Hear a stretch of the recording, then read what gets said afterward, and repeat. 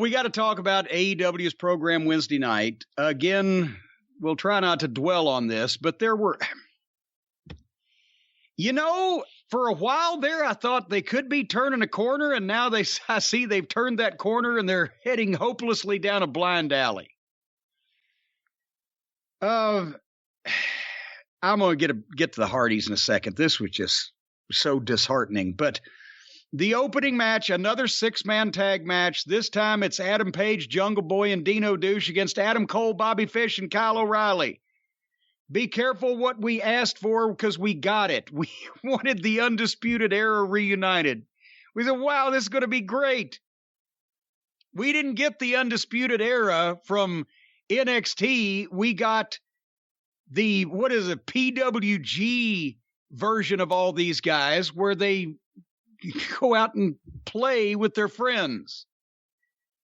And I was pretty sure this was going to be unwatchable.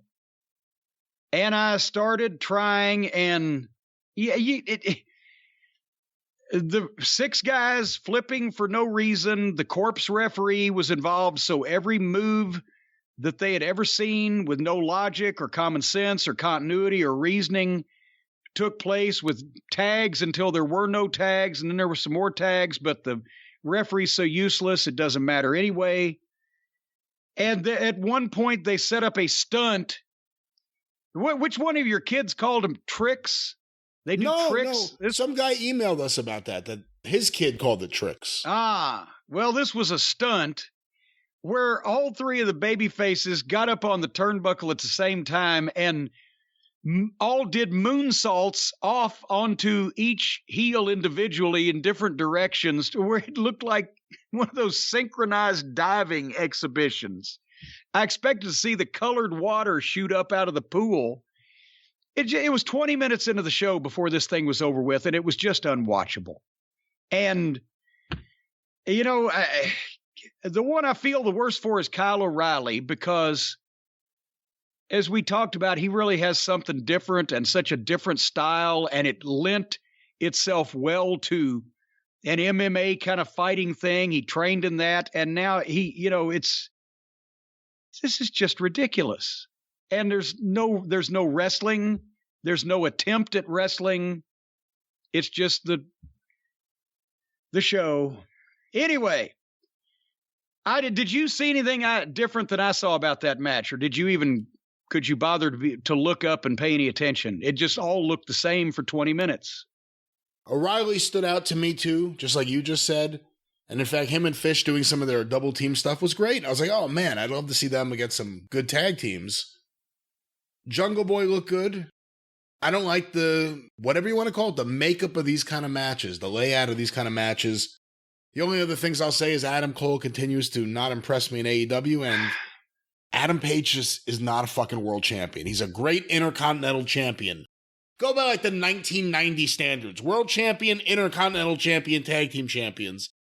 He's a great Intercontinental champion. Does not feel like the world champion at all on that show. It doesn't feel like there's a strong top guy. Take like Punk out of the equation. The AEW world champion doesn't feel like a strong top guy. No. And we knew this. That's what we knew this was going to happen because they botched the booking for years, and the tag team with Twinkle Toes and the Dork Order and the whole 9 yards. We've gone over that ad nauseum. But then when we realized that, my God, they literally are going to pull the trigger on this and make him the world champion despite all common sense and reasoning to the contrary, when Punk came in and Danielson came in, we thought Cole was going to be a big deal. Now he's a non-entity. But there were other choices that people would have accepted and would have come off like a world champion instead of an unconfident Intercontinental champion. But they never gave this guy a chance. The booking was rotten. And then since he won the title, now he's getting a few wins, but he's in 6-mans with middle card guys. He's still associating with the Dark Order. And he's still trying to talk everybody, including himself, into taking him as a world champion. And it's not. Now he's in a 6-man tag on free TV in the opening match. So, I skipped some other stuff. I was just going to the important to the most important points in this thing. William Regal comes out on color for Moxley and Danielson's tag team match. I said, okay, I'll watch this. Yes, it's against Wheeler, Yuta, and Muffin Top Taylor and the rest of the best friends. Normally I skip that just to avoid heartburn. But with Danielson and Regal involved in this, I watched it. And one of Regal's first line was, "Man in the Mask, you've done nothing for me," when he was thanking JR and Tony for all he'd done for him. And then he asked, who is the demon at ringside? And they couldn't say. He's Danhausen, and he's very nice and very evil. That's it. Because nobody knows. Because nobody's figured it out yet. Because nobody's told anybody. Why is he just there? Who is he to anybody that doesn't live their life on the internet? Danielson and Moxley jump-started it and kicked the shit out of Yuta and Muffin Top as they should have. But here's the problem. Again, who are the heels? Because even though that the best friends group is a joke, they have been presented pretty consistently as the baby faces. But now they're in the ring against a team comprised of the best in-ring heel in all of professional wrestling over the last few months. And Moxley's been presented as a baby face, but he doesn't wrestle like one because he's always fucking trying to kill people and drink their blood or whatever.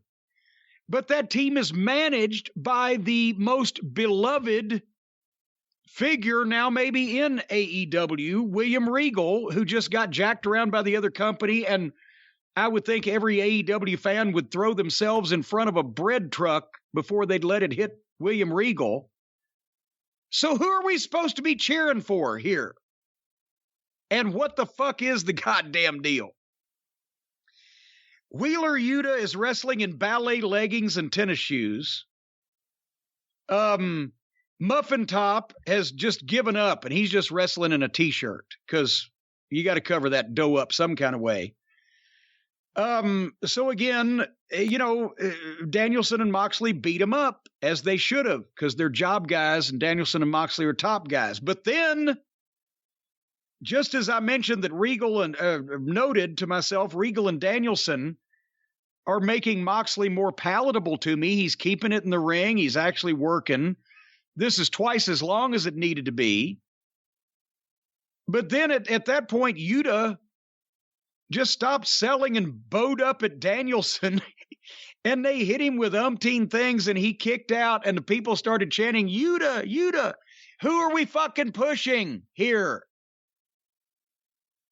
If you think just because major main event stars allow an underneath guy that has no victories under his belt and is associated with job guys to do a bunch of shit to him, to where the people start chanting, "Oh, Yuta, Yuta," that's not getting Yuta over in the long run, just in front of him. Yeah, we like that. He's kicking the shit out of the top guys. Makes top guys look like idiots. And then Danielson stomped him and Moxley choked him and he tapped out. And then Regal comes in the ring and all the Stooges, the best friends, start to leave, and Regal calls Yuta back in and slaps the shit out of him and tells him he did a good job. I mean, if that helps Yuta get away from the best friends, I'm all for it, because in a year or two, Wheeler Yuta might grow up and become a nice little wrestler. If he's been with Pockets and Muffin Top and the rest of them all that time, he'll probably still look like shit. Did you see anything I missed in this one? No. But now we have to, wherever this thing with Danielson and Moxley is going, I'm pretty sure we're going to have to endure Danielson working with Moxley coming up rather than Danielson and anybody else that we'd love to see better. The only shame about this whole thing, and I'm willing to see where they're going, maybe it ends up being a really cool faction where you kind of have Danielson as the disciple of Regal, and Moxley's kind of like the Rick Steiner in 88. Weirdo talking to his hand. Maybe it'll all work. But they really had something great with Danielson as a heel. I kind of wish they would have kept going with what they were doing for several weeks in a row. Not that he's not that guy anymore, but I don't know. He was out there. This is really distracting from it. Yeah. I don't know why you would change anything that Bryan Danielson was doing because he was the best in the business, frankly, almost anything, except that, again, we've seen that when Tony has ideas and a year and a half later, when it's finally time to do it, he will still do it even if it makes no fucking earthly sense in current day. He put the belt on Adam Page when there were half a dozen reasons not to. He's probably decided before Moxley went on his little retreat, they probably had this idea. So now he's going to ignore everything that Danielson has done to stand out and still shoehorn this thing in because that's what he intended to do. He cannot change Vince can't stop changing his mind. Tony Khan can't change his mind for money. Did you love the lengthy backstage interview with FTR this week? Lengthy. Interesting word. Yeah. Okay. It lasted all of 45 seconds. Tony Schiavone's in the back with FTR. They fired Tully last week because he, quote unquote, lost focus. And then the Hardley Boys walk in and make faces and do funny voices. And so, again, no Briscoes. Yeah, that's what they did. They made childish faces and did funny voices. And then 45 seconds and it's over with. So now we don't get the Briscoes. We're going to get this so the Hardley Boys can beat FTR again and make them look even worse just by being in the ring with them. It's an insult at this point to Dax and Cash that they have to. It's like grown men in a sea of grade school children, and the children are just walking up and pissing on their legs, and they're not allowed to do anything about it. So now we get this. I don't know what the Dax and Cash either one did in a previous life to be cursed like this. But can you imagine how shitty it is to be the absolute best at what you do?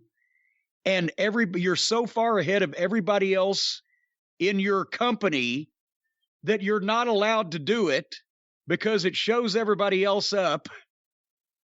And so then you change companies and you move to a different company where you're supposed to be allowed to do these things because you're so talented, and they book you into oblivion and let teams that are even worse than the ones that you had to put over in your last job, fucking, you're putting them over now and standing there and letting them fucking piss in your mouth. And we are all being deprived of seeing tag team wrestling. Instead, they're showing us Jungle Boy and Dino Douche, the Hardley Boys, and the Best Fucking Friends. Hey, there's Ring of Honor. That could be where Tony has his tag team division that's not booked by the Bucks. But it's still going to be booked by Tony. I'll take that over the Bucks. Take out the influence of the Bucks. The division might be all right. It would have a different makeup, different roster. Some of those teams would be there. Some of those teams wouldn't be there. But I would take that over the Bucks. And then we also get these childish, Junior Varsity Monday Night Raw backstage interview segments.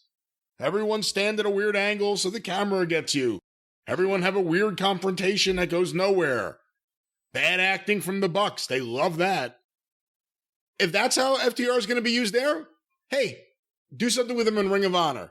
The current Ring of Honor Tag Team Champions, do you know who that is? Oh, that would be the Briscoes. Briscoes. So if it's not on TBS, maybe that's where we get some real tag team wrestling. Briscoes, FTR, and Ring of Honor. Do you think, okay, well, are they going to keep the TV time slots on the Sinclair stations? Because if not, then where is Ring of Honor? Oh, you're asking me to reveal everything I know. I understand. I see how this is going. I'm just saying, what are we going to see in Ring of Honor? How are we going to see it? if it ain't on television.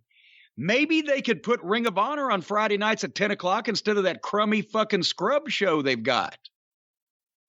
Well, I don't think that's going to happen. I think somehow, in some way, unless Tony completely flames out, Ring of Honor will exist as a separate entity. I continue to wait to see where it's going to be aired. And then if that's the case, then maybe you're right. Maybe the Hardley boys would say, okay, Tony, you can have the Briscoes and FTR if it's over there on that TV show that nobody will be able to see compared to ours, so that people won't know that we suck and we're a couple of immature jackoffs and these guys really know how to have tag team wrestling matches. Maybe they'll give Tony permission to do something in his own company. Maybe they'll allow it. I wish the next thing hadn't been allowed. Are you a member now, Brian, of the Jericho Appreciation Society, JAS for short? Now you see the problem with trademarking too many things in a short period of time. You're trying to get everything into one promo. Oh, my God. I don't know what. Again, it's like everybody's on drugs and you're in a dream state. So Chris Jericho and this group have just switched heel. He's been a babyface for a year and a half. Now he's just switched heel. The ideal thing to do here would be to take Judas away from him, because that's the sing-along. The fans love to sing the song. So if you were serious about becoming a heel, then you would take the song away from him. But no, he's so fucking egotistical that he's playing the song, so the fans are cheering and laughing and singing the song of the heel. And then when it's over with, then he starts doing a promo. Well, actually, he didn't start. First, the Hyperactive 2.0 guy started. And then the other one took over, but the talking about how Jericho should be idolized, and they gave him a big introduction. And now he's being the over-the-top egotistical heel after he's just encouraged everybody in the building to cheer for him and sing along with his music. Then he's got to expose the business, too, because he takes credit for everything, including, I quote, angles and storylines you'll never forget. Yeah, believe me, we won't forget the fucking swimming around in orange juice with the company mascot, or fucking around on the football field like an idiot when you were supposed to be the veteran superstar that would teach these young guys some respect for the business and how to get over and draw money.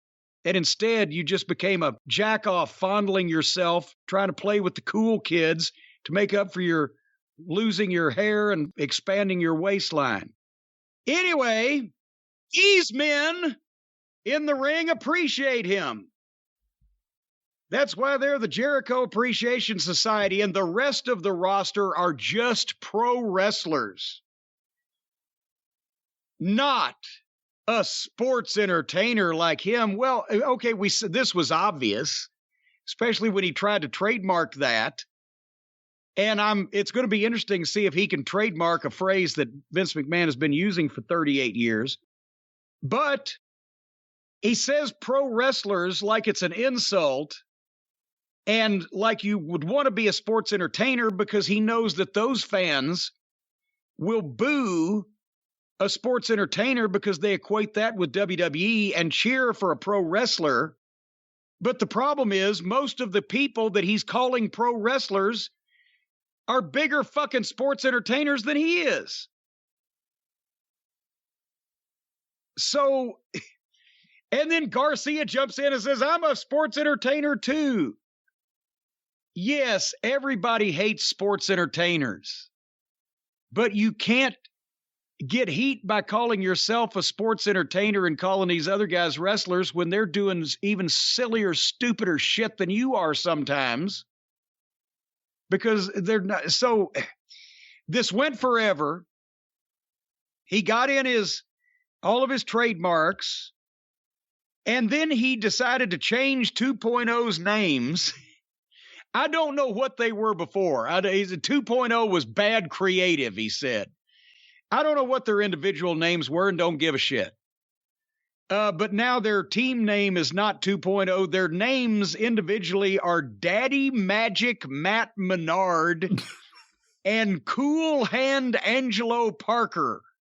Oh, those will fit right on the marquee. Well, a rose by any other name still stinks. So then there's Jake Hager standing there, and he looks like one of those people that had electroshock therapy for psychiatric issues in the fucking 60s. They've melted part of his brain, and he just stands there. If you look closely, and it's a high-def TV picture, you can see drool coming out of the corner of his fucking mouth as that blank stare. He looks like Tucker Carlson.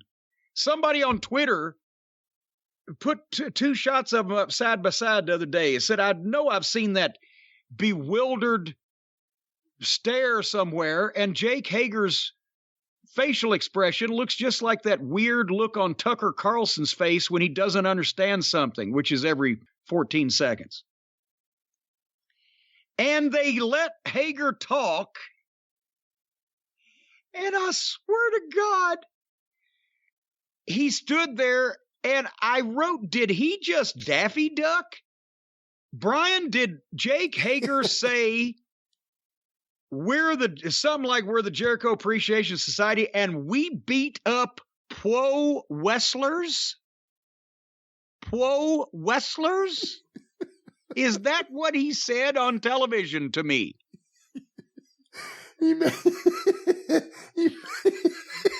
And Baba Wawa came in to interview him. He did, in fact, say that, and I believe he does, in fact, have some sort of speech impediment. Well, I'm not trying to make, but has he talked before and we didn't notice it? Or is this just honestly the first time he's ever spoken? I know I've heard him speak before because I've heard the lisp before, and I thought that may have been why they got Dutch to be his manager. I'm talking about on AEW television. I never actually saw any of the WWF stuff when he and Dutch were together. I've saw pictures, I heard about it, but I never saw any of this. Yeah, I don't have any idea how much talking he's done in AEW. I don't remember him talking. So after he said, we beat up Pro Wrestlers, Jericho's closing line was, and that's entertainment. No, it wasn't. It was a long, indulgent promo with people speaking, except for Jericho, that nobody cares about. And Jericho saying shit that didn't make a lot of sense because it's all some kind of reverse psychology that's reversed itself so many times, they ended up where they started. And so now we have 5 bullshit sports entertainers in a group, a faction, in a company full of bullshit sports entertainers. Where's Punk? Is Punk all right? He knows the weeks to take off. He knows the episodes to miss. There's not an Amber Alert out or anything, is there? We know he's okay. He's safe. He's not sick. He's not hurt. He's not missing. He will be back. He just judiciously didn't appear on this program so he wouldn't get anything on him. Possibly. Next up for the TV title, Wardlow against Scorpio Sky. Scorpio Sky, of course, just won that title. What was it, last week? Yeah. Okay. They started out, I thought, okay, remember I've said good things about Scorpio Sky in the past. When the company first started, he and Daniels and Kazarian, they had some good matches with people. He looks like he's an athlete. He can fucking go. Wardlow, we know, is a future budding star. He looks great. He's got the fucking idea. He needs experience. His promo last week it didn't set the world on fire. It wasn't rotten, but he needs some confidence there. But okay, here's his TV title match already. Guy just won the belt last week. Okay. And Scorpio Sky has Dan Lambert and Paige Van Zant and Paige Van Zant's husband at ringside with him. And was there somebody else? Ethan Page? Was he there? No, he wasn't there. They could send him to the sports entertainer companies where he can do more green screen. I wouldn't miss him at all. But point is, Wardlow and Sky started out in the first 90 seconds, 120 seconds. They had a good little match going, a big baby face, smaller heel type of thing. Everything looked normal. I'm like, they're taking their time. They're not rushing. They're not doing anything stupid. I'm like, okay, we might have something here. And then Scorpio Sky is out on the floor and Wardlow's going after him. And Paige Van Zandt walks right up and gets in Wardlow's face.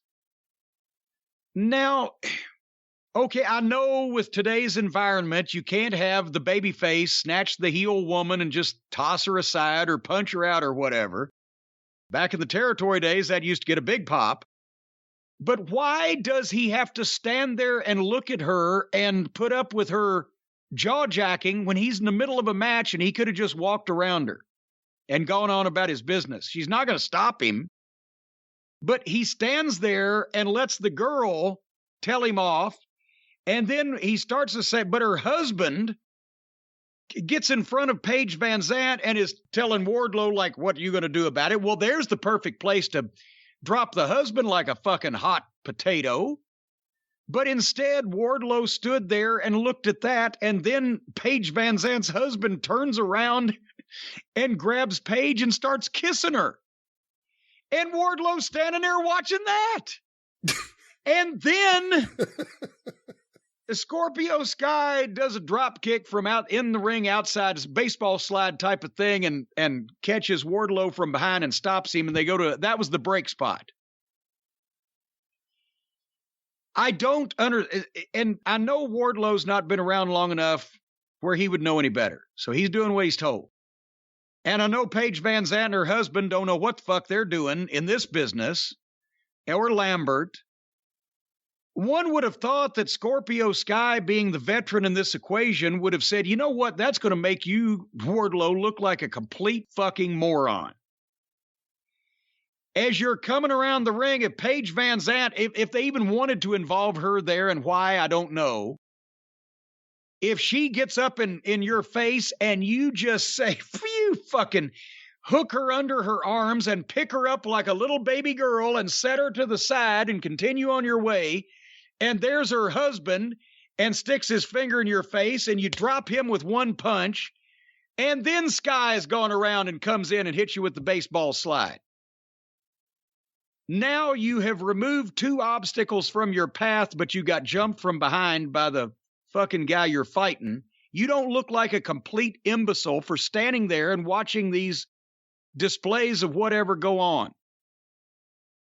But nobody brought that up. So they come back from the break and they've got the heat going on Wardlow after a girl made him look like a moron. And he's a brand new babyface, but then he makes the comeback. And they went back and forth a bit, but Wardlow hit him with a choke slam. And then the power bomb, and then number 2, and then number 3. And the people love the power bombs. The power bomb symphony. And then after number 3, Lambert jumps up on the apron and Sky rolls to the floor. I don't know why they had to do 3 and then he had to roll to the floor. He's still able to roll after 3, but nevertheless. So here comes, as soon as Sky rolls out to the floor, the whole thing falls apart. Spears comes out carrying not 1 but 2 chairs. The whole match stops. MJF comes from behind at ringside and runs Wardlow into the ring post and dazes Wardlow. And as he rolls into the ring dazed, Scorpio Sky, who just took 3 power bombs, comes in from behind him and rolls him up 1, 2, 3. So now Wardlow has lost his first match on AEW because of MJF. I get where they're going there. But then Van Zandt's husband comes in, who, as far as I'm aware, has never had a worked wrestling match in his life. And he gets on top of Wardlow and starts throwing. They had an old saying back when I first got in the business about the old timers. So I got into business 40 years ago. Guys then were talking about the guys that got into business 60 and 70 years ago. And they had a phrase with some of those guys, their punches look like shit and they hurt. And that's a double negative. You don't want bad-looking punches that also hurt. But this is what I think this kind of was, fake forearms that Wardlow was blocking with his arms because you don't want this fucking non-trained, non-working guy to just throw straight punches to your face like should have been going on in that angle. So he's throwing the fake forearms, but he's probably got some juice on him enough that he's bruising up Wardlow's forearms. Then Wardlow fights back, and MJF shits himself and is about to leave the ring, but he catches MJF, and that's where Spears hits him with a chair. And then they get more heat by all these heels. And then MJF comes out with a stack of money and pays off Dan Lambert, puts on the diamond ring, and nails Wardlow with the ring as the other heels hold him up. This went forever. There was no referees. There was no security. There was no bell ringing. There was no, the only thing the announcers could say was, well, Wardlow doesn't have a lot of friends in the locker room because of things he's done, and he's been with MJF, so nobody's coming to help him. Do you have to be friends with the referees? Do you have to be friends with security? Are you friends, Brian? If you're getting mugged on a street corner and a cop comes by, does he say, well, I can't help that guy. I'm not friends with him. They had untrained green people involved in this. There was too many moving parts. They distracted from the main issue. Fucking hell. If Lambert's going to manage Scorpio Sky, put him in the corner, leave Paige Van Zant and her untrained, goofy-looking husband to do something else because it didn't fit here. They just got in the way. Spears with 2 chairs coming out and blah, blah, blah. Good fucking God. You've got a heel with a manager and you got a baby face. You need to fuck the baby face. And you got his former employer, MJF, coming down with a fucking diamond ring gimmick. You can't figure out how to get that job done without involving Paige Van Zant and Scott Spears or Sean Spears or Stan Spears or whoever he speared, as well as it was a mess. I hate to say that about stuff MJF is involved in, but it wasn't his fault. MJF needed to be there. Wardlow needed to be there. Scorpio Sky needed to be there. Lambert in the corner for a distraction. Everything else was ridiculous, and the ending went on so long, forever, that if any heat that it did get was bad heat, not good heat. It wasn't heat like, oh, we want to see those heels get their ass kicked. It was heat like, they expect us to believe this would really fucking happen. What'd you think? I agree with a lot of your criticisms. I think if there's anything to look at there that I thought was interesting was the crowd actually during the match. It seemed like they thought it was going to happen and they were ready for Wardlow to win the TNT belt. So there's a natural thing there for MJF to screw him out of that title if you're going to keep the belt on Scorpio Sky for some reason. And boy, that's heat. Those people were ready for it. And then they didn't get it. And then it went on for a while. And again, I still am of the argument that Sean Spears takes down segments because he's so goofy. He's the Brandon Cutler of the MJF segments. Yeah. I was surprised. I'll see where they're going with this. I was surprised that this is where they went with Wardlow, that he got pinned by Scorpio Sky. I know his first loss in the company is to Scorpio Sky, out of nowhere. But again, I'm sure Tony had this idea a while back, and he's not going to change. Even when he sees things moving in another direction, he can't recognize it. And I just want to say one other thing. I've always said on the show that, Scorpio Sky to me is one of those guys that's pushed the way he is because of how popular he is with certain guys behind the scenes more than with fans or anything else. I will say, I always get a little bit of pushback from people in AEW who will say, I don't know what happens, but he's the most charismatic guy in the world behind the scenes. You know, so there are some of those guys. Like They used to say the same thing about Brad Armstrong. That's what I was going to say. He was so hilarious and such a personality, but on camera, it wouldn't come out. But nevertheless, so basically Wardlow loses his first match. He's knocked out with the diamond ring. All these heels just willy-nilly allowed to run rampant on him.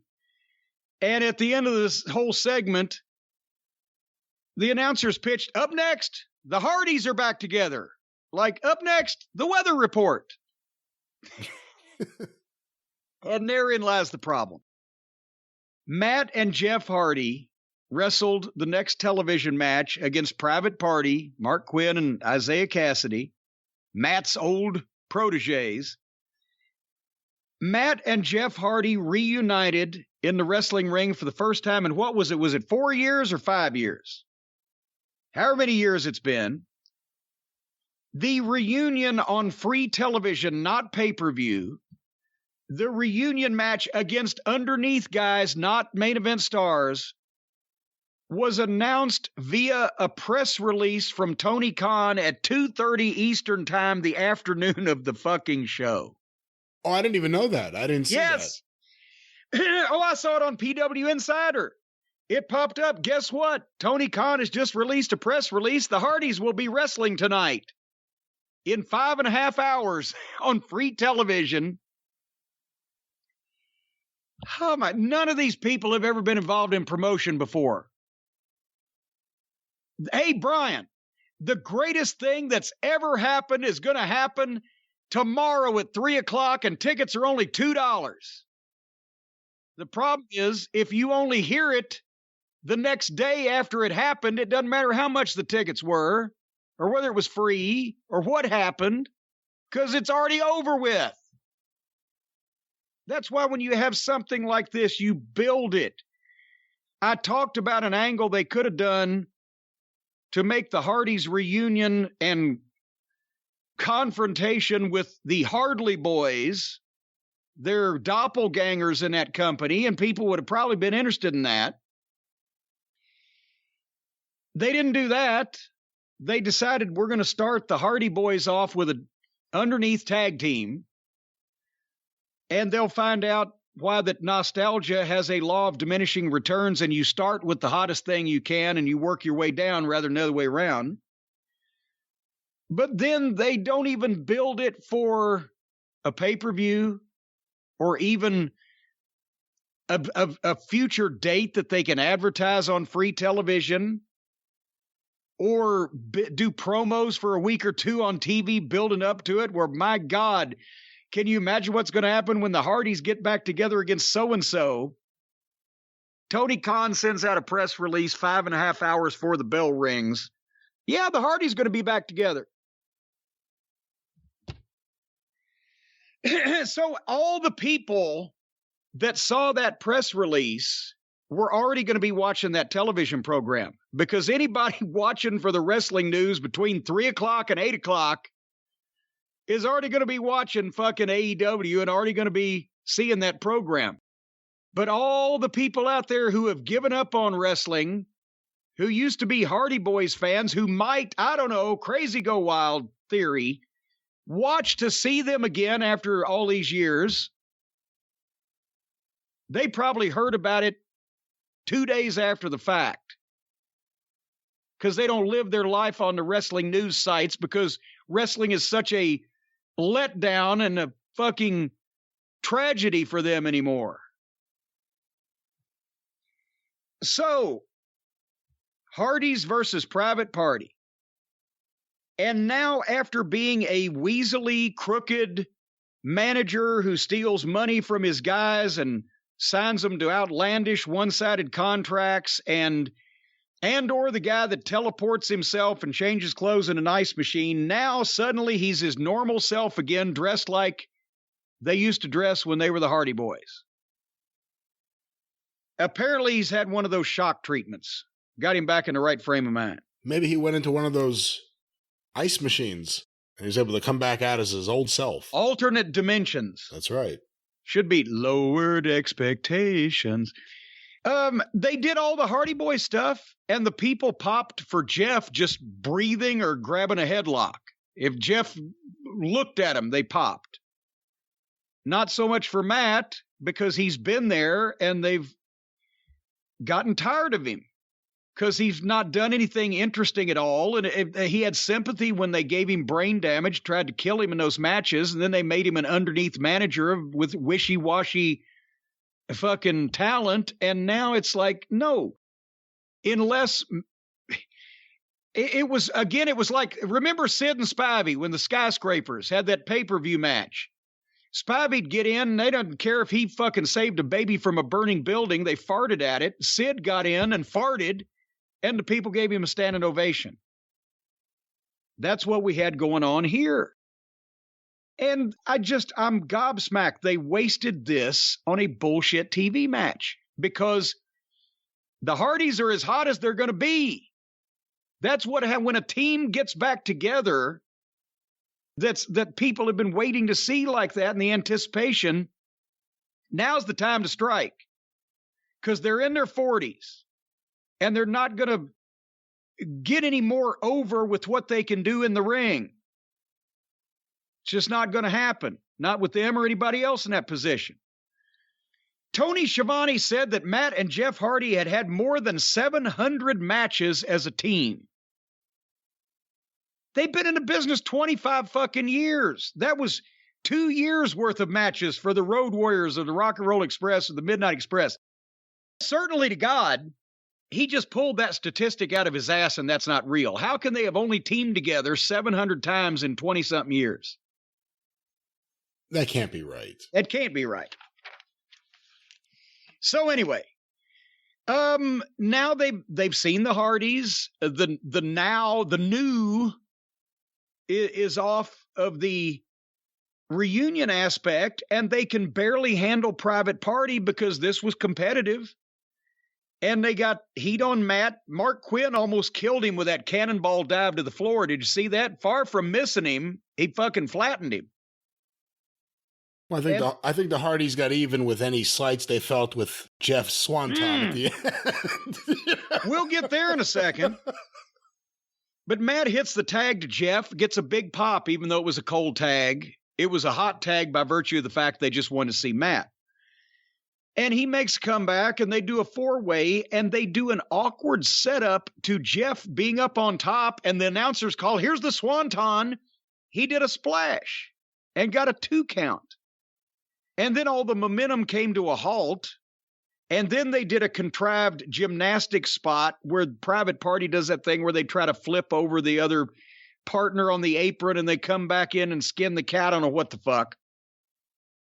I couldn't tell whether the finish was fucked up and Jeff just went up and said, I'm not going to do the Swanton here or what the fuck. But they did this contrived thing. But the Hardys hit stereo twists of fate. And then Jeff goes up to the top rope for the Swanton on Cassidy. And I don't care if you've potatoed somebody in a match and they need a receipt or you need a receipt. That's one thing, but he could have killed this fucking guy. That Swanton landed with every bit of his weight ass first on top of poor old Cassidy.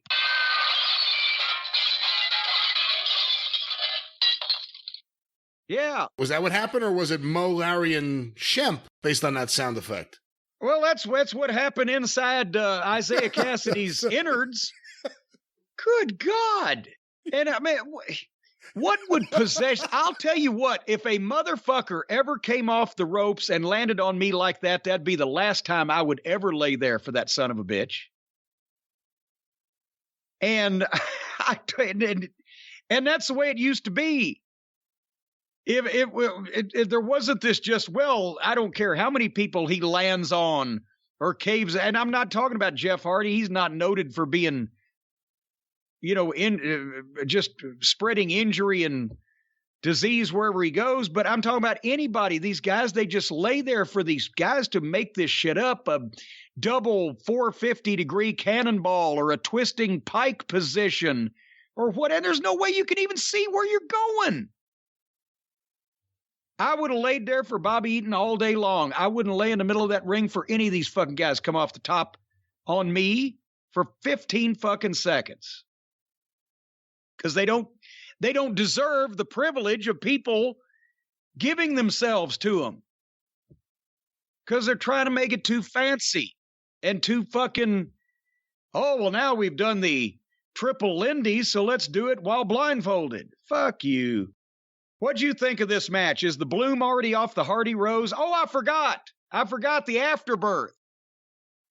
Here comes Andre Ole Ole O, Jose, the butcher, the baker, the bunny, for whatever purpose she was serving. The heels surround the ring with criminal intent in mind. More music plays. Here comes Darby and Sting out with a skateboard and a baseball bat, and nothing happens. And the heels leave. Now your thoughts on this match. Is the bloom off the Hardys already now that they've seen it and see now that they're not the Hardy boys, they're the Hardy middle-aged men? I think whatever bloom there was is off the rose. Now there'll just be another popular tag team on the roster. But the problem is this was how they were used for their first ever match. The other problem is coming out of it, it appears they're going to continue to work with Andrade. Yes. And the Butcher and the Blade. This is not in any way how I would have used the Hardy Boys if I had them on my roster. You reunited the Rock and Roll Express. Yeah, I did. Who'd you book him against? Did you just book him against some... I booked him against Robert Fuller and Jimmy Golden, the stud stable, who were the number 2 heel team in the company, so that they could win over them while the Heavenly Bodies were defeating Bobby and Jackie Fulton, the Fantastics, so that 2 unbeaten teams would then go for the tag team title. And honestly, Ricky and Robert had a lot more time left to go then when I reunited them in Smoky Mountain Wrestling than the Hardy Boys do now, because in case people... How old are Matt and Jeff Hardy right now? Give me their ages. I'll look it up. Because a lot of people may forget, since Ricky and Robert had been on top for so long, they were still in their mid-30s when I reunited them in Smoky Mountain Wrestling. I think, what did we figure? Robert was 35 and Ricky was 37 at one point. We figured that, or was it, no, were they younger? We can find that. We can find that out in a moment. Ricky is 65 right now that he admits to. So that means that that basically Ricky Morton, when he reunited with Robert Gibson in Smoky Mountain Wrestling, was 35 or 36 years old. Matt Hardy is 47. And Jeff is 44. So they're 10 years older than the Rock and Roll Express were when they reunited Smoky Mountain Wrestling. And that's crazy. That's crazy. They seem so much older. I know. That's why I'm saying you're on borrowed time here. Nostalgia and the name value and the goodwill that the Hardys have built up over all this time in the wrestling business. Don't waste it. Don't show people that they can't do what they could do physically 20 years ago. Don't put them in the ring with underneath teams to give them a good win. Reunite them with a personal issue and put them in the ring with the top guys you can, because your clock is ticking. And from this point forward, the more that people see the Hardys, the more they're going to be able to see through and see they're not what they used to be because of age and infirmity. Sad we didn't get an Andrade promo. I'm starting to really get a kick out of those. That's your perverted sense of humor. I should have figured you'd be something. You want me to make you laugh with my perverted sense of humor? Yes. After these Andrade promos? Here's something you probably haven't thought of. What the fuck does he talk about with Charlotte Flair? What are those conversations? But anyway, I'll let you continue. I had a bee stink me. A bee stink me. He enunciates everything. Okay, so the main event was up next. And at first I was like, what the fuck? Because I'm zipping through, trying to get out of the commercial break. And then I see the band. And I forgot they were in San Antonio, and that's Thunder Rosa's hometown, because I'm thinking, how the fuck did this make it to AEW? I can see him having old Kingfish Ingram. I could see him having some kind of, modern day musician, but is that mariachi music? Was that a Mexican mariachi? I've heard the name mariachi band, and I know it's Hispanic, but I don't really know. I'm not an expert on the flavor of the music. To be very honest with you, it may have been, but I had the TV on mute during her entrance because I was on the phone. You should have heard they were playing and singing, and a singing and a playing, and a picking and a grinning. So it like 8 women all in costumes, the colorful native culture played, and then Thunder Rosa came out. They didn't play her music. They played some music, and then she had her entrance. It was Thunder Rosa and Britt Baker for the women's title in a cage match. And when they announced this last week, I knew what was going to happen, and I was obviously right. Again, these two girls, if they had a match, could probably have the best match of almost any girls in this company, except Serena. However, they weren't allowed to have a match. They were encouraged. I'm sure this was their idea, and they were encouraged by the loose nut behind the wheel of this company named Tony Khan to go and do what they did. I'm sorry. This is not sexist. This is just observing a fact. This is an observable fact. Girls' fights in steel cage matches look like horse shit. Because it looked like they could have been fine having a wrestling match, and you can buy the girls wrestling, competing like athletes. When they're trying to be Harley Race and Terry Funk, it doesn't work. It looks phony. It's fucking stupid. It devalues a future main event cage match with blood that they could have with men on pay-per-view. Not just men, but main event men, not the best friends who aren't men, or the little cosplaying teenager fucking trampoline cowboys men they have, but actual men. This is 220-pound girls as big around as my little finger, trying to be Harley Race and Terry Funk and have a goddamn double juice brawl, and it looks like shit. It does not look in any way like a fucking fight, nor does it need to, because have we mentioned, they've already established they've got a Warner Media executive that will ban wrestlers from the company for mean tweets from 10 years ago. You mean to tell me that that's a no-no, but 2 women bleeding, hitting each other with chairs in a cage, and now with thumbtacks is okay for Warner Media? Just no mean tweets. It was crap at the start, and they took a break, and they came back from the break, and Thunder Rosa was bleeding after Britt Baker got a little color early, but she was hesitant with it, as she should be. Why does a woman want to cut her fucking face? They tried to get it. You saw Thunder Rosa hitting that? Yeah, she was trying to knuckle it and get it open a little bit, and that's, God. The biggest problem is that these fucking lunatics in charge of wrestling these days have told these women that they're supposed to be equal to the men and supposed to be allowed to do everything that the guys do, and therefore they do it. That's the problem.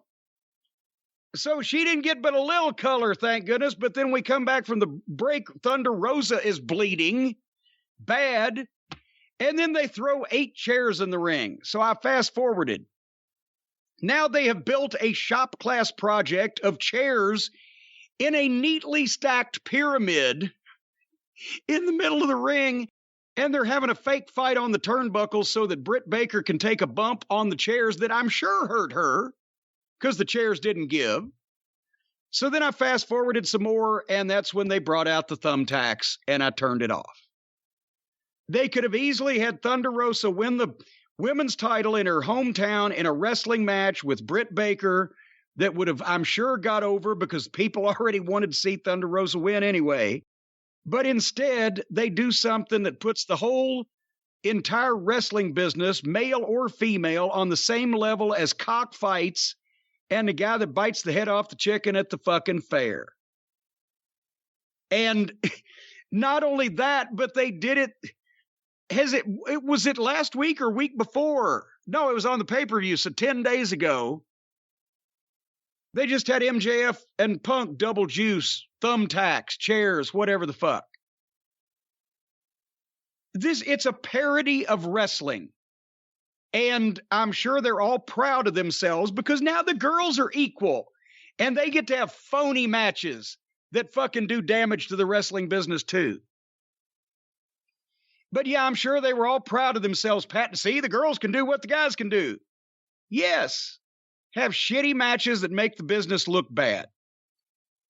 I don't know what they're... That's another thing on the long list of things we can add that Tony Khan needs to do is tell the girls no more juice, no more gimmicks, no more stipulation matches. That's for the guys that draw the fucking money and not everybody up and down the card, whether they're male, female, animal, vegetable, or mineral. And cut it off. It's fucking embarrassing. What'd you think? Not a big fan of these kind of matches. I don't turn off the TV when I see the thumbtacks, but I certainly, at this point in time, I just lose my attention. It went past the point of being cringe and something I hate, to the point where it's like a groan and oh, come on. And like you said, we just saw it. We see the same things over and over.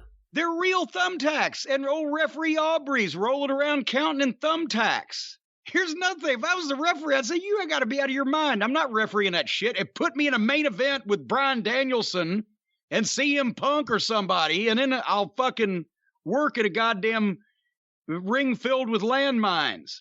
But if a girls match, I'm going to get thumbtacks stuck in me? Fuck you. The one good thing I'll say is Thunder Rosa won the AEW Women's Title. It was very emotional. That was a nice moment. Yeah. It was nice to see. And I think she deserves, she's the kind of person you could put a belt on and not have a problem with it. So I'm happy. Imagine, the emotion she showed if you could see her face instead of all the blood. They could take pictures of her with the title belt held. Oh, no, they can't take pictures of her because they can't put them anywhere because there's a woman covered in blood. What kind of fucking image does that give your company? So it was a great scene for the echo chamber of modern cosplay wrestling fans that don't see anything wrong with women having a fucking garbage match at a cage with double juice. And I'm not talking about for anybody's, oh, I'm horrified a woman is bleeding. No, I'm horrified that something makes it harder for the guys to do their job, draw the real money, and have the real fucking fights. Instead of this goddamn bullshit where everybody, man, woman, or child, trained dogs and cats can all go out, and just because they can imitate wrestling moves means they're allowed to do so. It's embarrassing and unprofessional.